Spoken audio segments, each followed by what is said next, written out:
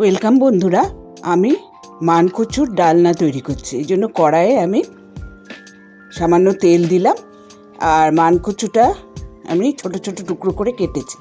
ওটা এবার ফ্রাই করে তুলব। মানকচু কেটেছি, দেখুন আমি দিয়ে দিয়েছি কড়াইয়ের মধ্যে, দিয়ে এটা ভাজবো। সামান্য লবণ দিলাম আর সামান্য হলুদ দিলাম। আমি যেরকম করে বানাচ্ছি অবশ্যই আপনারাও ওটা ওরকমভাবে ট্রাই করুন, খেতে সুস্বাদু হয়। এবার কচুগুলো আমার আস্তে আস্তে ভাজা হচ্ছে।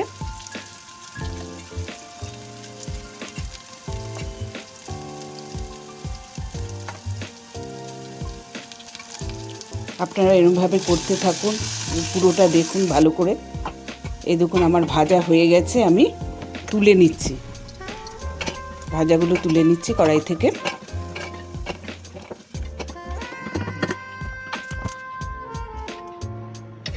আরও সামান্য একটু তেল দিলাম কড়াইয়ে।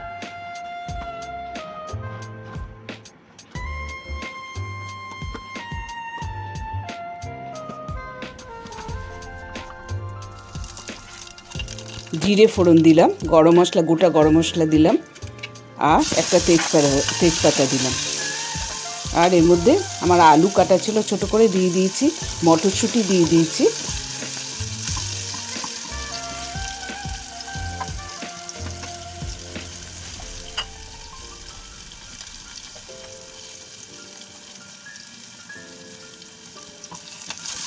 চারটে কাঁচা লঙ্কা চিড়ে রেখেছিলাম, দিয়ে দিলাম। আপনারা এরকমভাবে অবশ্যই তৈরি করবেন। একটা টমেটো কাটা ছিল, ওটা দিয়ে দিয়েছি। সামান্য লবণ দিয়ে দিয়েছি, দিয়ে আমি ভালোভাবে সব মিশাচ্ছি। লবণটা দিলে টমেটোটা মিশে যাবে।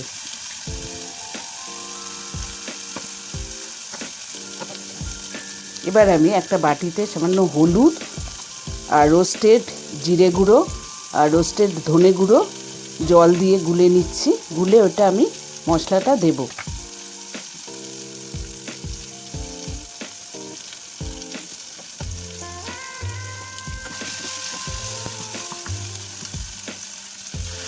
এই মশলাটা দিয়ে দিলাম, দিয়ে এবার আমি ভালো করে সব মিশাচ্ছি। এবার একটুখানি আদা দিয়ে দিলাম, দিয়ে সব একসঙ্গে মেশাচ্ছি।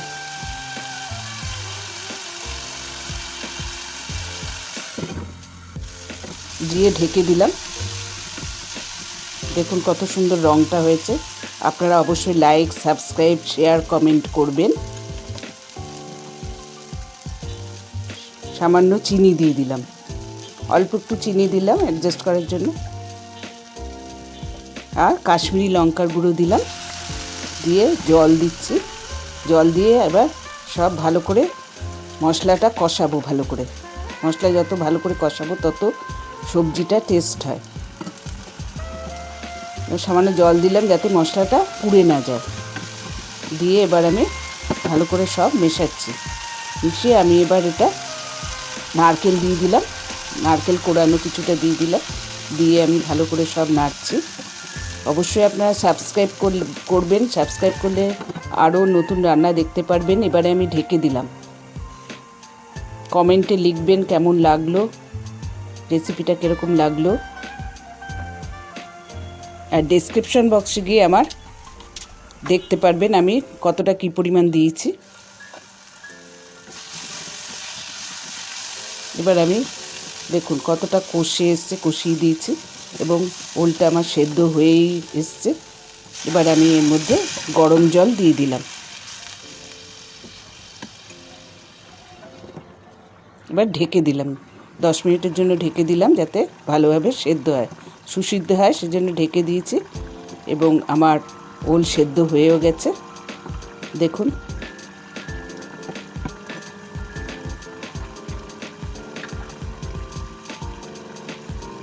এবার এর মধ্যে সামান্য গরম মশলা গুঁড়ো দিলাম,